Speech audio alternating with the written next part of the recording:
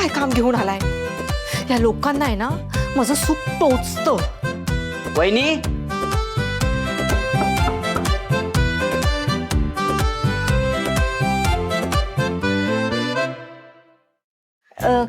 काय अजित भाऊजी, काय काम होतं माझ्याकडे?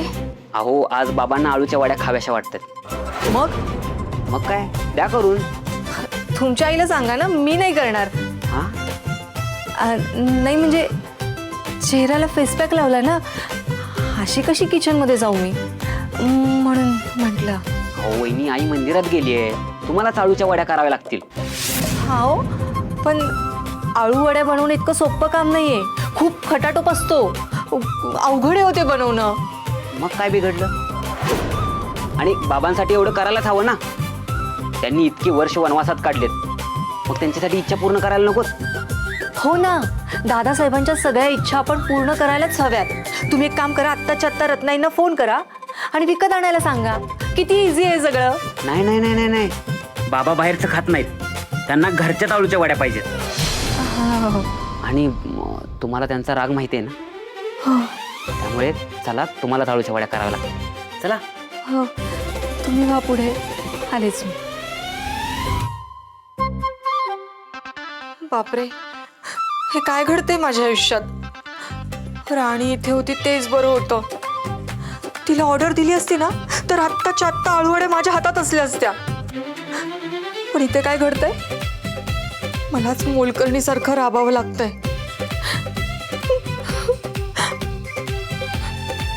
बापरे, आळूवड्या, दादासाहेब, म्हातारा चिडायचा माझ्यावर.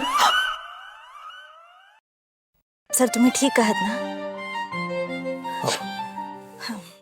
हे राणी,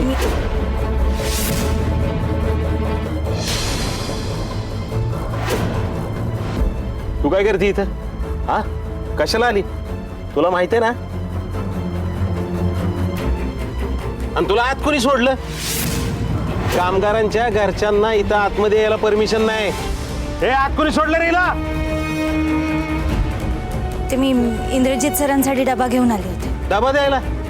अजून जेवणाची सुट्टी पण नाही झाली आणि डबाच द्यायचा आहे ना? गेटवर ठेवायचा. चला बाहेर. अहो पण तुम्ही आज चल बाहेर. गजाभाऊ, नातेवाईक कामगारांसाठी डबा आणू शकतात. तुम्ही काय आता स्वतःच्या मनाचे नियम लावायला लागलात काय? ए हुकमाची राणी,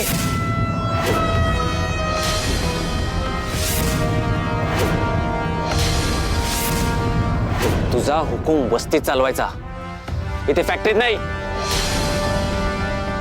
इंद्रा, ही मुलगी जर का 2 मिनिटात इथून गेली नाही ना, तर तुला नोकरीवरून काढून टाकेन मी.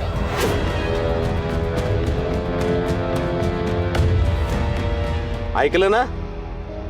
चल बाहेर, नाहीतर गजा.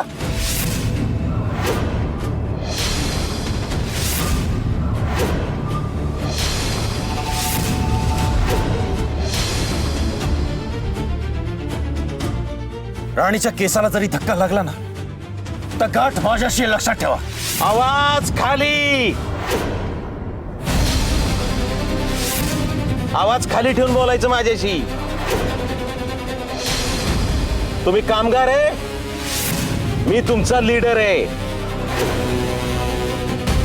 कोणाशी बोलता याचं भान ठेवून बघा. कामगाराशी बोलतोय, मी लीडर आहे तुमचा.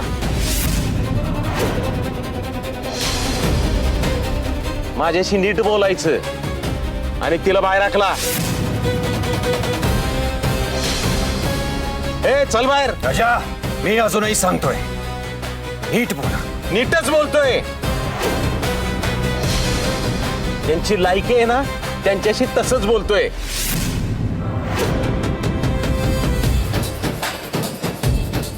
हिची लायकी नाहीये तो भरायची. राजा,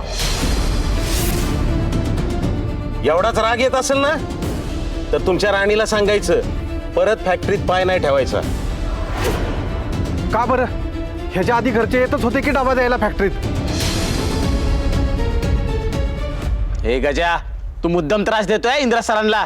ए, तुम्ही काय बोलताय माझ्याशी? तुमचं काम सोडून तुम्ही इथं कशाला थांबलाय? चला कामाला लागा. चला. गजाभाऊ, अरे ते आपलं मालक होतं, इसरू नकस. होते आत्ता नाहीत, आत्ता एक कामगार आहेत आणि मी कामगाराशी बोलतोय. चला कामाला लागा. इंद्रा, आता तुला तुझी लायकी कळली असेल. गजासारखा फालतू माणूस सुद्धा तुझ्या रूपात धरतोय आणि तू हेल्पलेस आहेस. बायकोशी गुलुगुलू बोलायचं असेल ना तर घरी, हे तर नाही. गजा, मी शेवटचं सांगतोय, राणीचं नाव घ्यायचं नाही. घेणार. एक वेळा सोडून 10 वेळा घेणार.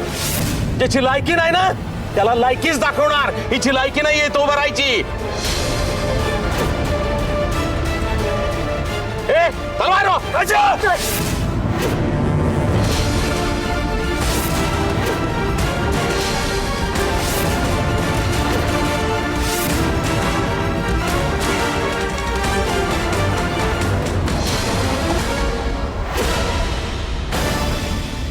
चौदा सर, हे मुद्दाम असं करतायत. यांच्या नादी तुम्ही नका लागू.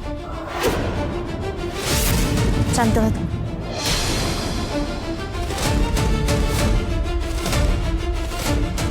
आणि गजाभाऊ, वेळ प्रत्येकाची येते, एवढं ध्यानात ठेवायचं.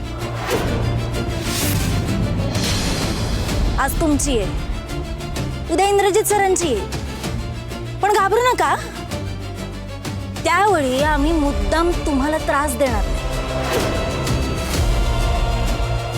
सर येते मी. तुम्ही एवढा डबा वेळेत खाऊन घ्या फक्त. नाही, घाबरून जायची गरज नाहीये राणी.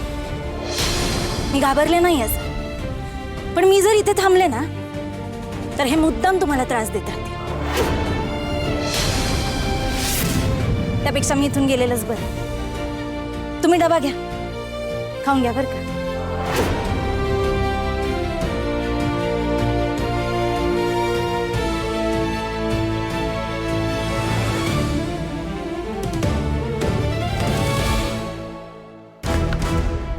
तुमचे कौटुंबिक जिव्हाळ्याचे विषय संपले असतील तर कामाला लावूया.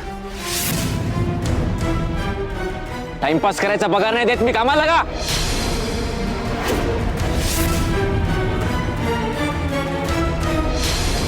चला, आपण आपलं काम कम्प्लीट करूया.